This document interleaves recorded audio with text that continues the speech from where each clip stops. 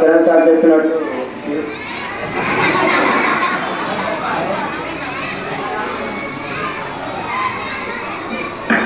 Hello ఇందాక Kiran sir గారు చెప్పినట్టు మాకు మీ మీద ఎటువంటి ద్వేషాలు జరగవు.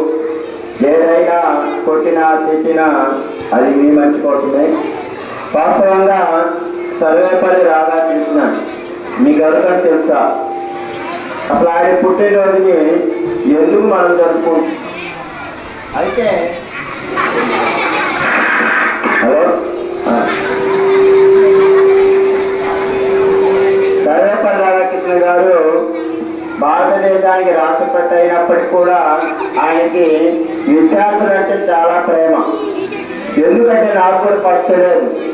ఆయన జీవిత చరిత్ర మనం చదివినప్పుడు చాలా విషయాలు ఆయన రాష్ట్రపతిగా పనిచేసినా కూడా టీచర్గా పనిచేసినంత తృప్తి ఏ వృత్తిలో లేదంటాడు.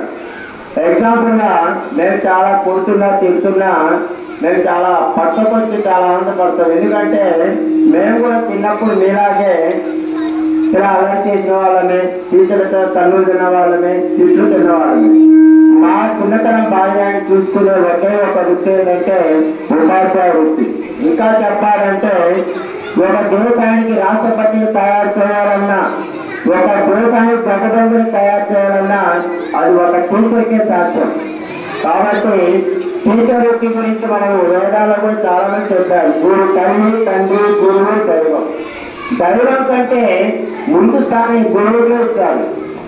తల్లిదండ్రులు జన్మనిచ్చి వదిలేస్తే ఆ జన్మకు సాధకం చేసేవాడు ఎవరంటే గురువు. కాబట్టి జీవితంలో గురువు మాట విని పెద్దవాళ్ళవి మీరు కూడా మాలాగా పెద్ద స్థాయికి వెళ్ళాలని మా మనస్ఫూర్తి కోరుకుంటూ ఈ అవకాశం ఇచ్చినటువంటి పాఠశాల యాజమాన్య వారికి నా హృదయపూర్వక నమస్కారాలు తెలియజేస్తున్నాను.